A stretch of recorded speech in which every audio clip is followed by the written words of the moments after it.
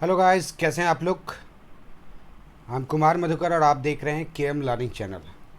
जैसा कि आप लोगों को पता है कि मेरा वी डिज़र्व टेलीग्राम चैनल पे हर एक रोज़ प्रतिदिन डेली एक एक सॉरी एक मेंस के पॉइंट ऑफ व्यू से इम्पोर्टेंट क्वेश्चन शेयर किया जाता है आप लोगों के साथ। कभी कभी दो क्वेश्चंस भी, जैसे इस वीक में मैं दो क्वेश्चंस पुटअप कर रहा हूँ। और आई होप कि इस दो क्वेश्चन के अंतर्गत जो मैं आप लोगों के अंदर है उसे निकलवाने में सक्सेसफुल हो सकूं। क्योंकि मेरा एक टारगेट होता है कि आप लोगों को कोई टॉपिक नहीं देना है, बल्कि टॉपिक से रिलेटेड आपके अंदर जो निहित नॉलेज है, ज्ञान है, उसे शब्दों में पिरोने की शक्ति प्रदान करना। तो जब आप शब्दों में पिरोएंगे तभी आपका मेंस का राइटिंग स्किल डेवलप करेगा।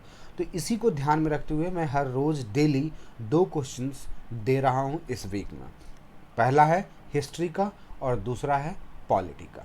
तो आज उन्हीं में से एक क्वेश्चन है पॉलिटी का, जो आपके सामने मेंस के पॉइंट ऑफ व्यू से पुटअप किया था, उसी को लेकर डिस्कस करते हैं। क्वेश्चन था बंगाल पार्टीशन ऑफ 1905, 1905 में जो बंगाल का विभाजन हुआ था कॉज बाय ब्रिटिशर्स, ब्रिटिशर्स के इंटरेस्ट के आधार पे जो ये बंगाल का डिवीज़न किया गया था, had long run impact on Indian movements discuss.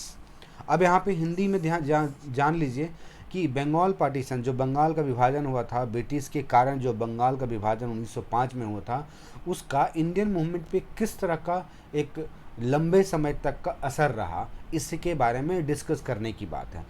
अब यहाँ पे देखिए, आप सारे लोगों ने क्वेश्चन के आंसर में कुछ न कुछ नए चीज़ को डाला है, करेक्ट। लेकिन कुछ लोगों का आंसर इस ढंग से था जैसे लगता था कि वो बंगाल के पार्टीशन के बारे में या बंगाल के डिवीज़न के बारे में डिस्कस कर रहे हैं, जबकि ऐसा नहीं है।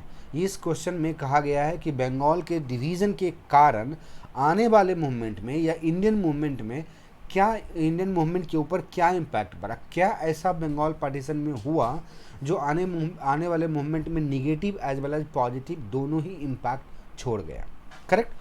इसी दृष्टिकोण से ये क्वेश्चन पूछा गया था। बट बहुत कुछ लोगों ने, नॉट बहुत सारे, बट कुछ लोगों ने बंगाल पार्टीशन पे ज़्यादा हाईलाइट किया और इम्पैक्ट पर 4 5 6 पॉइंट्स में बुलेट फॉर्मेट में या पॉइंट फॉर्मेट में लिख के ख़त्म कर दिया। But your answer should be on the impact and specially long run impact on Indian movement, correct. चलिए अब इसी को देखिए। सबसे पहले जो कि मैं बार बार आप लोगों को बोलता हूँ कि आंसर में आपका इंट्रोडक्शन बहुत अच्छा होना चाहिए, या अगर आप लोग कोटेशन को याद कर सकते हैं, कोटेशन को कोट कर सकते हैं, तो it will be very very nice answer या इंट्रोडक्शन। सिमिलरली एक कैंडिडेट ने, हाँ, अभी एक क्वेश्चन पूछा था मैंने, उसमें उन्होंने गांधी जी का एक स्टेटमेंट ऐड किया था, बहुत ही अच्छे लाइन से शुरुआत किया था नॉन कॉपरेशन मूवमेंट के आंसर में, करेक्ट। तो नॉन कॉपरेशन मूवमेंट में गांधी जी का जो स्टेटमेंट था उसे कोट करते हुए अगर नॉन कॉपरेशन मूवमेंट को डिस्क्राइब कर दिया जाता है तो आप समझ जाइए कि आपका इंट्रोडक्शन बॉम्बार्डिंग हो रहा है। सिमिलरली यहाँ देखिए, Bengal united is power, Bengal divided will pull several different ways. मतलब क्या हुआ, ये रिसले का स्टेटमेंट था कि भाई अगर बंगाल यूनाइटेड रहा तो ये बहुत बड़ा पावर उभर कर बनेगा, रहेगा, राइट, या उभरेगा। लेकिन अगर बंगाल को डिवाइड किया जाए तो बहुत सारे इंटरेस्ट को पूरा किया जा सकता है और ये डिफरेंट वे में फ़ायदेमंद भी हो सकता है। It means that this is the intention. जैसा कि आप लोगों ने देखा कि लाइन में हमने क्या बोला है कि Bengal partition of 1905 caused by Britishers interest, मतलब ब्रिटिश के इंटरेस्ट को यहाँ पे या सेल्फिशनेस को या उनके फ़ायदे को इस स्टेटमेंट से हम हाईलाइट कर रहे हैं, करेक्ट। सो अब इंट्रोडक्शन में देखिए क्या है, with the above statement the intent of the Britishers was crystal clear, clear isn't it. Don't you think that this is clear statement या clear intention of the British what they wanted to do there, correct. So with the ulterior motive, जो उनका दूसरा motive था। अब ulterior मतलब क्या हुआ कि एग्जैक्ट मोटिव क्या था भाई, तो एग्जैक्ट मोटिव जो शो ऑफ करने के लिए था वो था एडमिनिस्ट्रेटिव रीजन, करेक्ट। कि भाई बहुत बंगाल जो है बहुत बड़ा है, उसके लिए उसे हम छोटा करके एडमिनिस्ट्रेशन के पॉइंट ऑफ व्यू से लाना चाहते हैं। बट अल्टीरियर मोटिव जो बोलते हैं ना कि पीछे का जो उद्देश्य है वो जो था वो क्या था, as to dethrone Calcutta, Calcutta को डिथ्रोन करना था। क्यों डिथ्रोन करना था, क्योंकि Calcutta was becoming the centre of the all kind of movements becoming the centre of intellectuals, becoming centre of the agitations, right. तो हर जगह पे इसलिए दे वांटेड टू बाइफर्केट या to wanted to destroy such kind of congregation and such kind of power, such kind of strength, correct. So dethrone Calcutta as a center of congress and intellectuals to weaken nationalism strength, क्योंकि उस वक्त बंगाल में जो intellectuals लोग थे उनके कारण nationalism का फीलिंग्स जो था वहाँ से बहुत जनरेट हो रहा था और हाई लेवल पे और फुल एनर्जी के साथ में, क्योंकि एक से एक इंटेलेक्चुअल्स थे। To create division among religious community, religious community के बीच में एक डिवीज़न कि भाई हिंदू और मुस्लिम एक साथ रहेंगे तो अल्टीमेटली फिर ये यूनाइटेड होकर हमारे अगेंस्ट में, ठीक 1857 में जिस तरह से जॉल्ट दिया गया था, सेटबैक दिया गया था, उसी तरह से हो सकता है क्रिएट हो जाए। Bengal partition in first decade of 20th century was the brain child of British rule, especially of Lord Curzon. अब देखिए कितने कम शब्दों में हमने इंट्रोडक्शन दिया बंगाल पार्टीशन के बारे में और उतने में ही सब कुछ निहित हो गया है। Everything is included in this. अगर आप लोग यूपीएससी के मेंस लिख रहे हैं या आंसर टाइप करना चाहते हैं या बनाना चाहते हैं या बीपीएससी किसी भी तरह के मेंस में, तो ऐसे इंट्रोडक्शन को अगर आप इंट्रोड्यूस करेंगे तो अल्टीमेटली कम शब्दों में मैक्सिमम थिंग को इंक्लूड कर लिया जाता है, क्योंकि बंगाल विभाजन के बारे में हम यहाँ डिस्कस नहीं करेंगे। ऐसे में हम कॉजेज़ के बारे में एक्सप्लेन करते हैं तब हमारा आंसर रॉन्ग हो जाता है। ऐसे में हम मूवमेंट के बारे में एक्सप्लेन करते हैं then also our answer is wrong. तो why not we should give such a introduction which will include causes as well as motives as well as the objective as well as the movement of the Bengal partition, correct। चलिए तो ये आपका introduction का part हो गया। तो try to make, मैं ये नहीं बोलूँगा कि मेरा जो ये इंट्रोडक्शन है that is the perfect one, इससे अच्छा हो ही नहीं सकता। Every one has different writing skill and every one is superior, so ultimately it can be improved, it can be better, correct.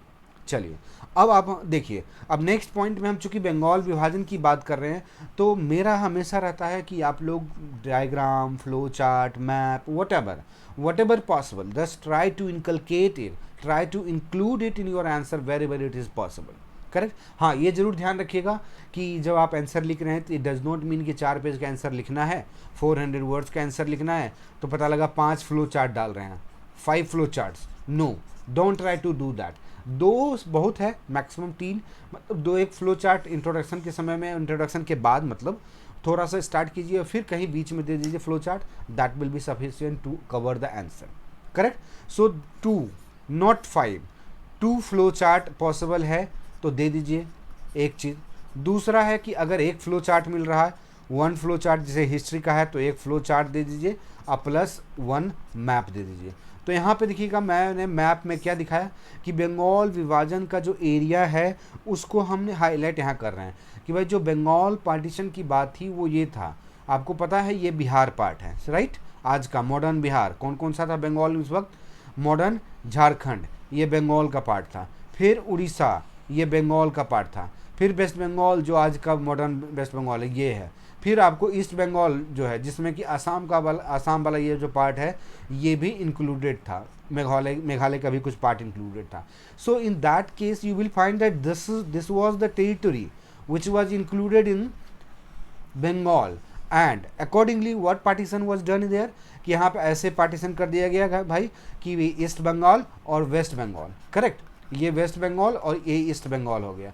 तो जब आप अगर क्वेश्चन कहीं पूछा जाता है कि बंगाल डिवीज़न के बारे में डिस्कस कीजिए तब भी ये मैप आप इंक्लूड कर सकते हैं। तो बंगाल विभाजन का वेस्ट बंगाल और ईस्ट बंगाल, यहाँ पे मुस्लिम्स कम्युनिटी का बोलबाला था और यहाँ इस तरफ से हिंदू कम्युनिटी का, तो दोनों को एक साथ ना आने देने के पॉइंट ऑफ व्यू से इसे विभाजित कर दिया गया, करेक्ट। तो इस तरह से अगर आप मैप को दिखा देते हैं, हाईलाइट कर देते हैं तो क्या होगा कि आपके इंट्रोडक्शन में ही सारा चीज़ इंक्लूड हो गया है, करेक्ट। तो ये चीज़ को आप हाँ, आप जहाँ तक मैप की ब्यूटीफुलनेस की बात है, सुंदरता की बात है, तो I will suggest you all कि अगर आप बार बार मैप को बनाते हैं तो ultimately one day will come when your map will be better, in map will be beautiful in fact, correct. तो अगर आप पूरा बिहार को तो नहीं बना सकते हैं या आप पूरा बनाना भी चाहते हैं तो नहीं, तो आप इस तरह से मैप को लीजिए, ये है हमारा आसाम वाला पार्ट, इस तरह से पूरा पार्ट लेते चले जाइए और इस तरह से इंक्लूड करते हुए ऐसे बढ़ाते हुए, देखिए मैं ऐसे ही देख के बना रहा हूँ और इस तरह से ये वाला पार्ट।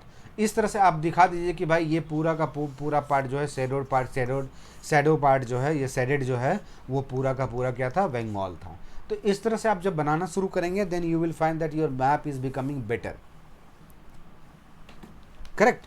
चलिए, अब ये तो हो गया कि बंगाल विभाजन का किसी भी तरह का आंसर हो तो इस तरह के इंट्रोडक्शन से शुरू कर सकते हैं और इस तरह के मैप को डाल सकते हैं। अब चूंकि लॉन्ग रन इम्पैक्ट की बात कर रहे हैं इस क्वेश्चन में, मेन पॉइंट जो है long run impact on Indian movement, तो ऐसे में हमने एक फ्लो चार्ट के तौर पे इस तरह से दिखाने की कोशिश किया है कि भाई फ्लो चार्ट में, जैसे कि आप लोगों में से एक Nikita has written very nicely कि उन्होंने, निकिता एंड राज एंड अनामिका, कुछ लोग ऐसे हैं जो रियली में बहुत अच्छा लिखते हैं, तो उनका जो है पॉजिटिव इम्पैक्ट और नेगेटिव इम्पैक्ट उन्होंने इस ढंग से फ्लो चार्ट बनाया, जो कि मैं बहुत ही पसंद करता हूँ ऐसे फ्लो चार्ट को। अब आप पॉजिटिव इम्पैक्ट, नेगेटिव इम्पैक्ट, यहाँ पे आप चाहें तो डॉट डॉट में 3-4 पॉइंट लिख दीजिए, करेक्ट, मेन पॉइंट्स को, करेक्ट। और उसके बाद यहाँ से पैरा शुरू कीजिए लिखना कि भाई आपको पॉजिटिव इम्पैक्ट क्या रहा, अपने शब्दों में बांधना ज़रूरी है, क्योंकि बुलेट फॉर्मेट में अगर आप लिखते हैं, बहुत लोगों का क्वेश्चन होता है कि क्या सर हम पॉइंट फॉर्मेट में आंसर लिख सकते हैं।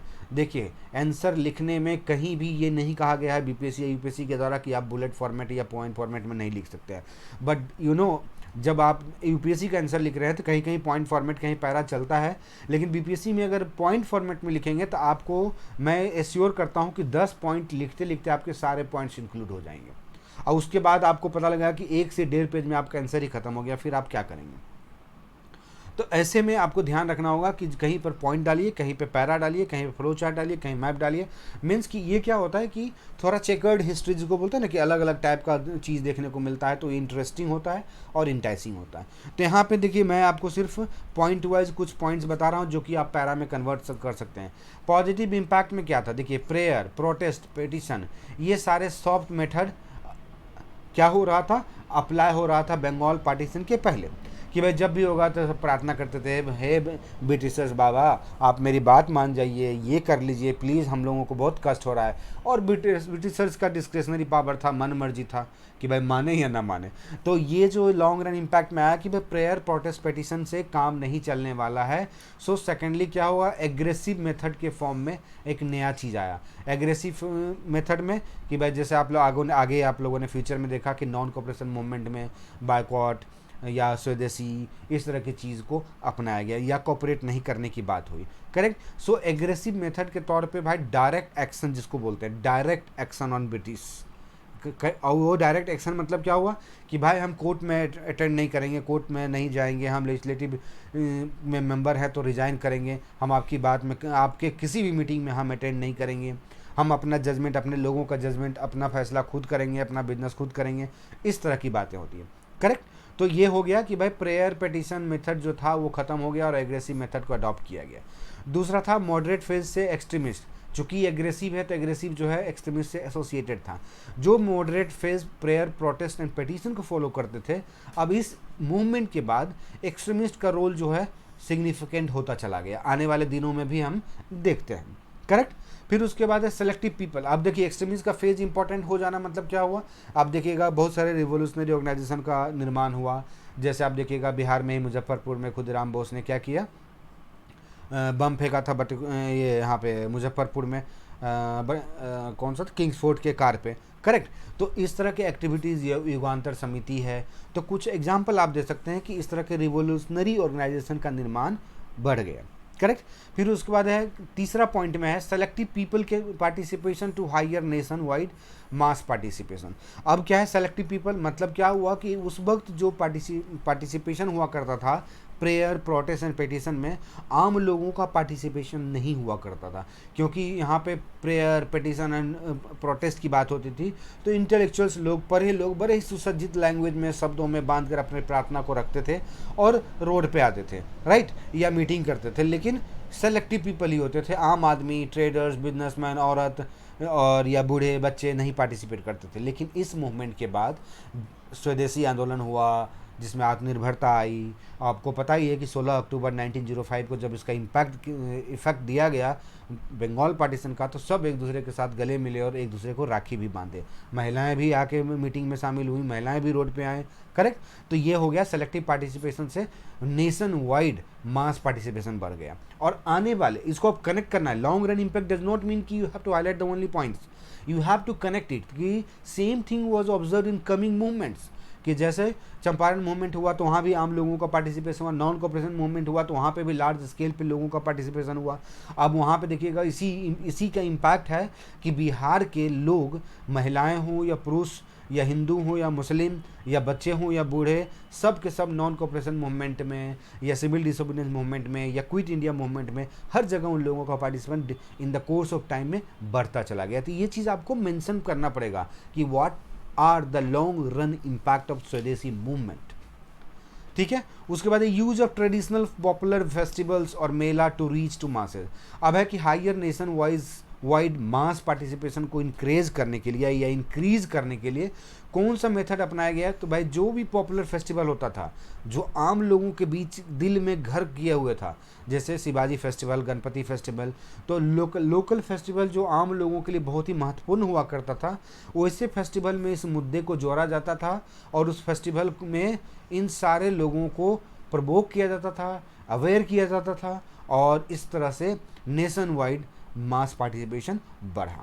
मतलब क्या हुआ? एक नए चीज़ का पदार्पण शुरू हुआ। हालांकि अगर आप देखिएगा तो 1893 से ही गणपति और Shivaji festival 1893 and 1896 correct Tilak ji के द्वारा शुरू हुआ था, but same thing was adopted in this movement and in this movement के after this movement such kind of things were adopted in coming movements also. Correct. उसके बाद जैसे आप देखिएगा एग्जाम्पल के तौर पर एक मैं दे देता हूँ, जैसे किसान आंदोलन, बिहार के किसान आंदोलन को ही देख लीजिए। आप देखिएगा कि स्वामी क्या नाम था उनका, किसान के जो थे,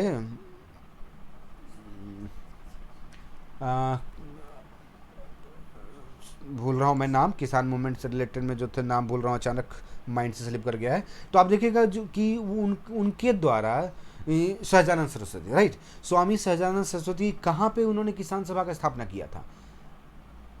सोनपुर मेला में, हाजीपुर के पास जो सोनपुर मेला था, वहीं पर उन्होंने क्लियरली अनाउंस किया कि भाई प्रोविंशियल किसान सभा की स्थापना किया जाता है 1928 के आसपास। करेक्ट। तो इस तरह के चीज़ को क्यों अडॉप्ट किया गया? क्योंकि उसका लॉन्ग रन इम्पैक्ट होता है, लोगों तक बातें पहुंचती हैं। करेक्ट।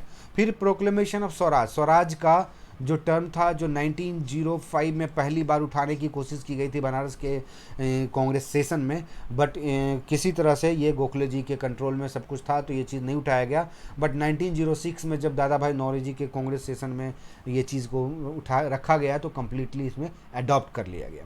करेक्ट। फिर स्वदेशी and self reliance and boycott of feelings, boycott of foreign cloth not feelings. इस बॉयकॉट मेरे कहने का मतलब है कि स्वदेशी एंड सेल्फ रिलायंस आया, बॉयकॉट आया, और इस तरह के फीलिंग्स, बॉयकॉट करने का फीलिंग्स जो है जनरेट हुआ। और आने वाले सारे मूवमेंट में आप देखिएगा, चाहे वो नॉन कॉपरेशन मूवमेंट हो, सिविल डिसोबीडियंस मूवमेंट हो, ये सब चीज़ आप इसीलिए देखिएगा इस मूवमेंट को स्वदेशी आंदोलन भी कहते हैं, क्योंकि वहाँ पे आत्मनिर्भरता जो है बहुत बढ़ गया। आप देखिएगा स्वदेशीज़म या इंडिजिनस अप्रोच जो है बढ़ गया, इसीलिए बहुत सारे मैन्युफैक्चरिंग यूनिट्स या केमिकल फैक्ट्री इस्टेब्लिश किया जाने लगा, अपना फैक्ट्री जहाँ पे, या नेशनल स्कूल्स बहुत सारे आने लगे, क्योंकि बहुत सारे लोगों ने आंदोलन के कारण अपना एजुकेशन सिस्टम को छोड़ दिया था, स्कूल छोड़ दिए थे, कॉलेज छोड़ दिए थे, टीचिंग वाले लाइन में टीचर छोड़ दिए थे, तो उनके लिए एक प्रॉपर व्यवस्था के पॉइंट ऑफ व्यू से बहुत सारे स्कूल्स का स्थापना किया गया। उसी तरह से आप देखिएगा नॉन कॉपरेशन मूवमेंट के समय में नेशनल स्कूल को उनका एस्टेब्लिशमेंट हुआ, बिहार में भी बिहार विद्यापीठ का स्थापना हुआ। तो ये सब जो है इसी का इम्पैक्ट था, जहाँ स्वदेशी फीलिंग्स जनरेट हुआ।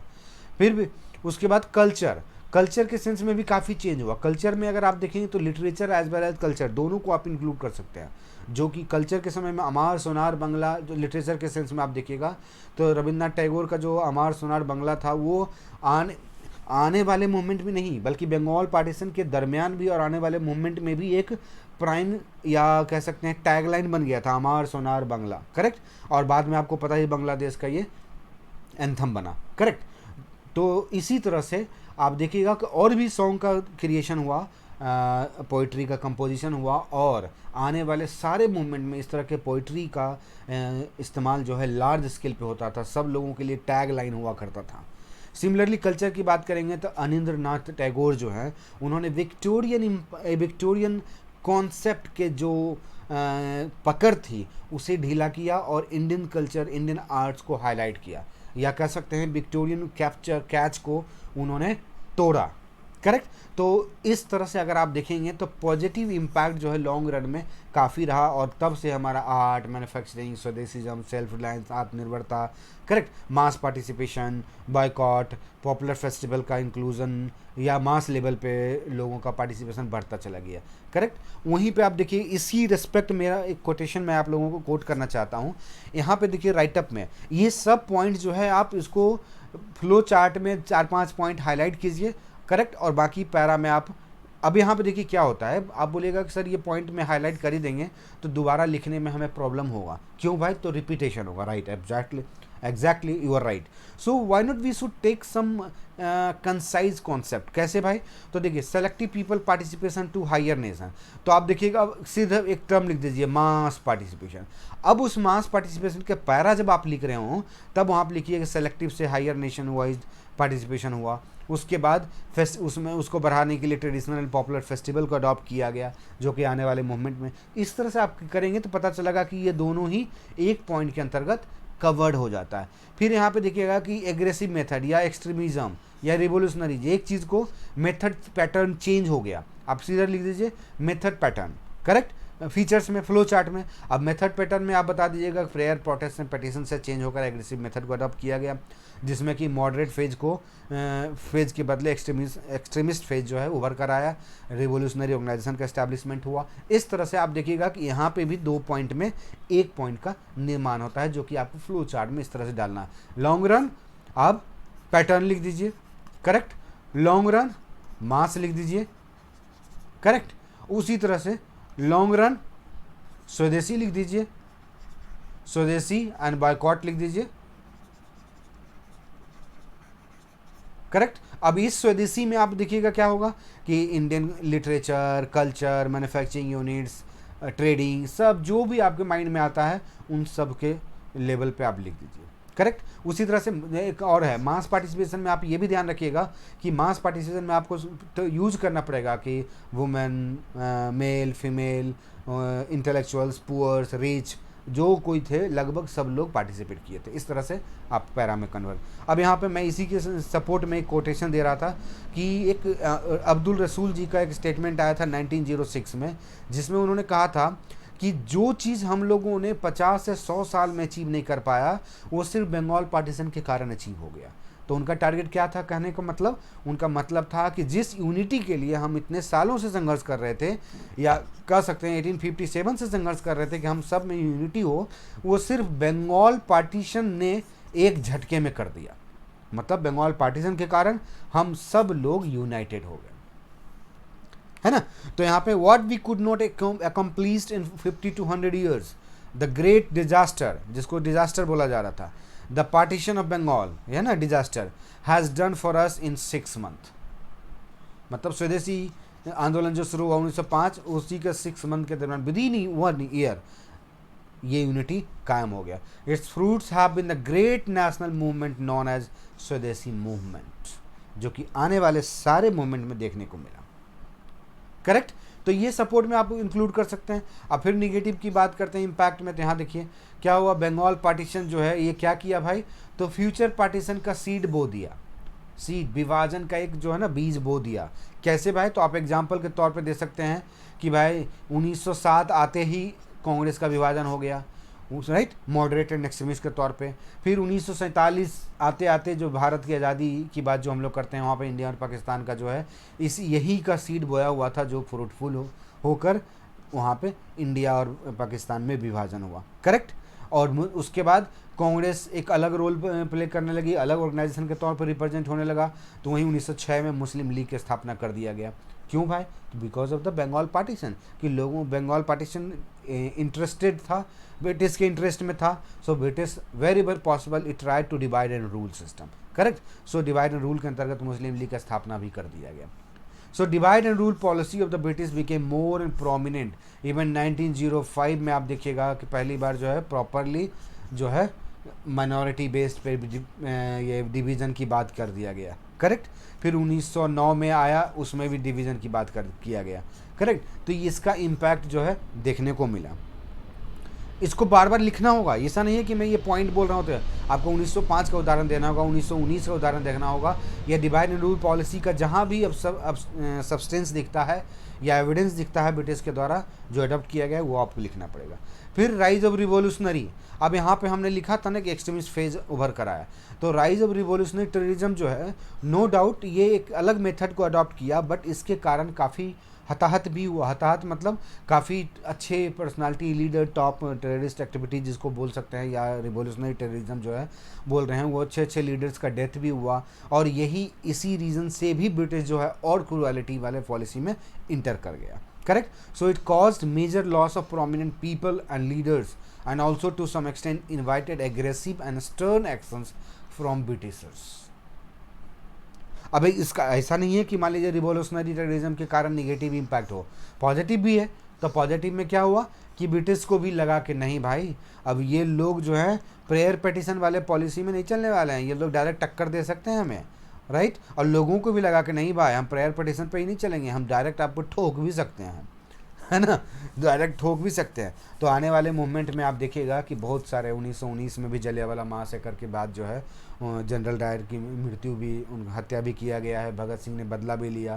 फिर यहाँ पे देखिएगा कि लाला लाजपत राय की मृत्यु हुई, तो वहाँ भगत सिंह और चंद्रशेखर ने लाला लाजपत राय की मृत्यु का बदला लेने के लिए लाहौर तक पहुँच गए और वहाँ पर बदला भी लिए उन लोगों को मारकर, करेक्ट।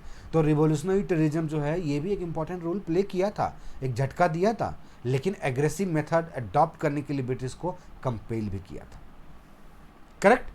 तो अब इन सारे पॉइंट्स को क्या होता है कि आप छोटे छोटे पॉइंट में कन्वर्ट कीजिए और उसे पहले फ्लो चार्ट में बना दीजिए, जिससे कि एग्जामिनर को ये प्रतीत हो कि अब आप इसके बारे में डील करने वाले हैं। जैसे ही आपके पॉइंट्स, फ्लो चार्ट्स का पॉइंट जो एकदम शॉर्ट टर्म में दिखेगा, उससे अगर अनुमान लग गया कि इसमें क्या क्या लिखा जा सकता है, तो समझ जाइए वो टर्म जो है, टर्मिनोलॉजी जो है बहुत ही क्रिस्टल क्लियर हो गया, और टीचर या एग्जामिनर अपने आप समझ जाएगा कि now you are going to discuss about that. So it will give a good marks for you and it will give a psychological positive attitude towards you and positive frame of mind will be there in examiners mind, correct. तुरंत positive हो जाएंगे आपके बारे में, okay. तो इस तरह से अब आप बाकी देख लीजिए इम्पैक्ट के बारे में, आपको सारा चीज़ मैंने बता दिया कि भाई यहाँ पे ये लॉन्ग रन इम्पैक्ट क्या हुआ भाई। स्वदेशी मूवमेंट एंड बायकॉट के कारण फॉरेन क्लोथ जो है बंद हो गया, इसका वैल्यू ब्रिटिश क्लोथ जो है सोल्ड होना बंद हो गया, सेल होना बंद हो गया। अब इतना हो गया कि मुफस्सिल डिस्ट्रिक्ट वगैरह में उसका जो वैल्यू है 5 टाइम्स से लेके 15 टाइम्स जो है डाउनफॉल हो गया, मतलब सेल बंद हो गया, करेक्ट। यूनिटी एंड ब्रदरहुड जो है लार्ज स्केल पे देखने को मिला, जो कि रिस्ले के स्टेटमेंट से पता चल जाता है। पब्लिक मीटिंग एंड प्रोसेसिंग जो है एक मेजर मेथड के तौर पे आया कि भाई हर जगह मीटिंग हो रहा था, लोगों का पार्टिसिपेशन हो रहा था। फिर स्वदेशी पीरियड में आप देखिएगा ट्रेडिशनल पॉपुलर फेस्टिवल, मेला, ये सब जो है, मैं सिर्फ एग्जांपल दे रहा हूँ, शिवाजी फेस्टिवल, जतरा, ट्रेडिशनल फॉक्स, राइट। तो उसके बाद सेल्फ रिलायंस, आत्मशक्ति, इसमें आप देखिएगा नेशनल काउंसिल ऑफ एजुकेशन का स्थापना किया गया, करेक्ट। बंगाल नेशनल कॉलेज का स्थापना किया गया, बिहार विद्यापीठ की स्थापना 1920 और 22 के दरमियान किया गया, करेक्ट। उसी तरह से आप देखिएगा स्वदेशी टेक्सटाइल मिल्स का स्थापना हुआ, आने वाले दिनों में भी पीसी रेग जो है बंगाल केमिकल फैक्ट्री का स्थापना किए थे। कल्चरल स्फेयर में आपको बता ही चुका हूँ, रविन्द्रनाथ टैगोर का एग्जांपल आप दे सकते हैं। फिर लिटरेचर में और कल्चरल से रिलेटेड अवनींद्रनाथ टैगोर, जो कि विक्टोरियन डोमिनेशन को ख़त्म किया और नेचुरल या इंडियन आर्ट्स को हाईलाइट किया, करेक्ट। उसके बाद इस तरह से अगर आप कंक्लूजन लास्ट में लिखेंगे, तो कंक्लूजन में 2 पार्ट बार बार बोलता हूँ, एक तो आपके डिस्कशन से क्या कंक्लूजन निकलता है, दैट शुड बी कंक्लूजन, और सेकंड योर ओपिनियन कि भाई आप क्या पॉजिटिवली इस पूरे आंसर को एंड करते हैं। तो देखिए, it can be culminated that the Bengal partition had only ephemeral impact in respect of partition के रेस्पेक्ट में बहुत ही छोटा इम्पैक्ट था, but gave big impact on the heart और soul of Indians. Nationalism feelings, स्वदेशीज, इंडिजिनस, भारतीयता, patriotism, everything emerge at large scale. It created आत्मशक्ति नॉट ओनली अगेंस्ट गुड्स, जो कि बायकॉट की बात करते हैं, तो boycott does not mean that कि सिर्फ फॉरेन गुड्स का बायकॉट हो रहा था या फॉरेन क्लोथ्स का, बल्कि it also gave the strength for the soul of British rule against the soul of the British rule कि भाई तुम्हारे ऊपर डिपेंडेंट नहीं, हम अपना सब कुछ कर सकते हैं. So its swadeshi feeling remain in the heart of Indians until we got independence. तो देखिए यहाँ पे कंक्लूजन में भी मैंने क्या जोड़ा कि लॉन्ग रन इम्पैक्ट को साथ में लेके आया कि भाई जो हुआ वो है, और उसके बाद ये जो है लास्ट में. तो आपको पॉजिटिव फ्रेम ऑफ माइंड के साथ में एंडिंग भी करना है और डिस्कशन से जो कंक्लूजन आया है वहाँ पे डालना है.